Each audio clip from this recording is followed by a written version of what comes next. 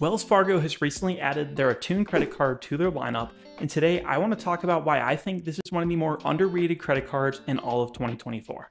Through an extensive overview of every single key point you should know about this credit card, whether you've already applied for it and have it, or are planning on applying for it in the future, today we're going to observe what you need to know about the Wells Fargo Attune and see why I truly believe it is so underrated. And be sure to stick around to the end of the video where we will do a side-by-side comparison to other similar credit cards on the market to see how the Wells Fargo Attune lines up. Without further ado, let's dive into a review of the Wells Fargo Attune. The first thing that we should know about this credit card is that there is no annual fee involved. Another thing to take note of on this homepage is that the credit card will actually have no late fees either. No, I'm never going to recommend paying your credit card off late, but by some chance you forget there's a payment and miss it, you won't have to worry about that extra little fee. Wells Fargo is also running a sign-up bonus currently for the card, where if you spend $500 in the first 3 months of holding this credit card, you will receive $100 cash back, and they will also make a contribution of $50 to Capital Link, which is a nonprofit organization. But as a whole, the first impression of the card is very good. I now want to talk about the spending categories, which is where I think this card really makes a name for itself. You're going to be able to earn 4% cash back at a whole variety of places, which is really cool to see on a no-fee card. You're going to be able to earn that 4% cash back at 3 main categories. They're going to include self-care, sports, recreation, and entertainment purchases, as well as impactful purchases. Now, these certainly are not your more traditional spending categories that you'll see with other cards. Those might be 4% on dining or 4% on groceries. These are going to be a little bit different, so let's dive into what exactly they entail. When it comes to that self-care category, that 4% is going to apply to a variety of places, some which might include gym memberships, salons, spas, or anything that's focused on self-care. This could be at different massage parlors, beauty salons, fitness studios, or a whole bunch of other places listed on the screen.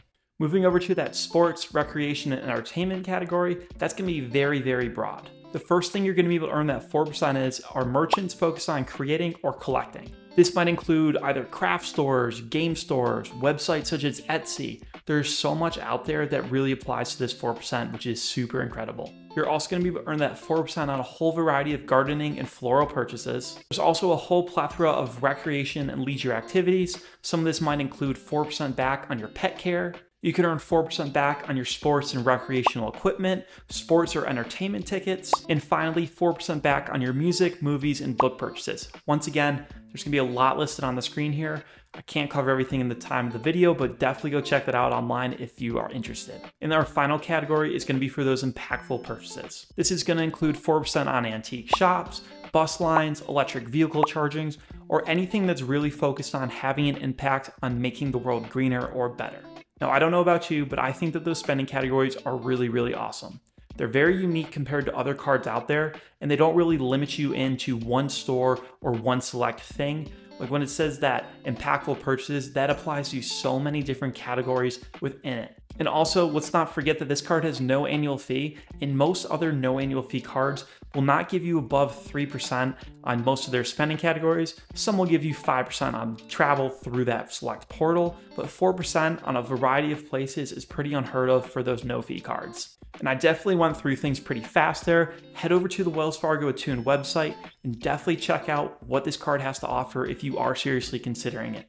Now that's going to wrap up all of our main points surrounding the card. We looked at the big things like the annual fee, the spending categories, the sign-up bonus, but there's still a lot of hidden value and benefits packed inside of this credit card that I really want to show in this video. Heading over to the website, let's go under the additional card benefits and features section. There's going to be a whole variety of perks included with this credit card. The first one I want to draw attention to is going to be that cell phone protection up to $600 against damage and theft. With this card, you're also going to have access to the MasterCard Global Service, MasterCard ID theft protection, as well as some zero liability for any unauthorized purchases on this credit card. We can also see there's going to be an auto rental damage collision waiver. There's going to be an included 24/7 concierge service, as well as a MasterCard travel and lifestyle benefit. As for the physical card itself, it's going to be made of recycled plastic, sticking to that theme of bettering the environment. Wells Fargo will also give you some special elevated deals and perks that might apply for some more cash back at select places.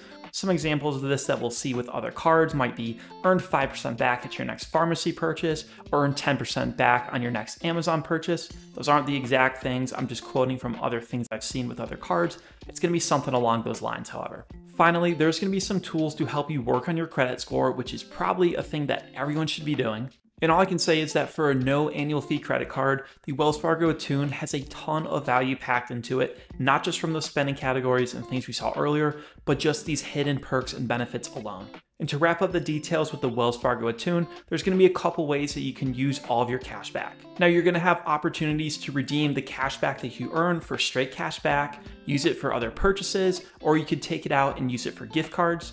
Unfortunately, with the Wells Fargo Attune, you will not have direct access to the Wells Fargo transfer partners. So if you are interested in traveling and want to take advantage of the Wells Fargo transfer partners, you do have capabilities of doing that with either the Wells Fargo Autograph or the Autograph Journey card, and you can move your cash back from the Attune to one of those credit cards, but you cannot use those transfer partners solely with the Wells Fargo Attune credit card. Now, it's not uncommon for a no annual fee card not to give you access to the transfer partners directly. There is still capability to use your points for the transfer partners, and if you get the Autograph card, there's no fee attached for that, so I think that's a great option for a lot of people out there. However, your cashback's pretty limited if you only have the Attune card, but just picking up the Autograph or the Autograph Journey will give you more flexibility with the Attune. And although this card won't grant you immediate access to those partners, I know there's a lot of people out there that are interested in this credit card for a new setup to eventually use transfer partners, so I do want to highlight what Wells Fargo offers in that realm. Wells Fargo is definitely behind other major credit card issuers with just 6 transfer partners, 5 being airlines, 1 being hotel currently. Wells Fargo is newer to the transfer partner game, so I definitely wait maybe a couple months to a year to see what they do add if you are on the edge of getting this credit card. And just to highlight the transfer partners for those interested, there's Aer Lingus, Air France, Avianca, British Airways, Iberia Plus, and Choice Privileges. And that list is limited, as I just said, but definitely don't write it off because there are still some great options to transfer with this credit card, assuming you have one of the autographs. And at this point in the video, if you have not already done so, could you guys please go like and subscribe? It really helps me grow the channel. Moving forward, I do want to compare the Wells Fargo Attune to 2 different credit cards that both offer a little bit more and a little bit less depending on what you're looking for if you are not entirely sold on the Wells Fargo Attune just yet. The first card I want to compare the Attune to is going to be the Capital One SaverOne, and the second card I want to compare this credit card to is going to be the Chase Freedom Unlimited.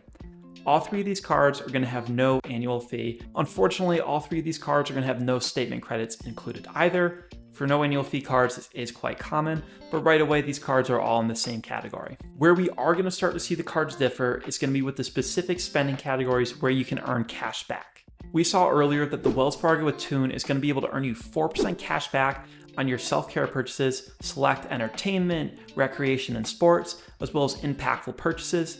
And within those categories, there's so much offered that really covers so much out there. Looking at the Capital One SaverOne, that card's gonna be able to earn you 5% cash back on your Capital One purchased hotels and rental cars. And you're also gonna be able to earn 3% cash back on your dining and entertainment, popular streaming services, and grocery purchases with that credit card. And finally, the Chase Freedom Unlimited will allow you to earn 5% cash back on your Chase purchased travel. You're gonna be able to earn 3% cash back on your dining and drugstore purchases, as well as 1.5% cash back everywhere else. I should mention, I only picked out the extra elevated cash back for each of these cards.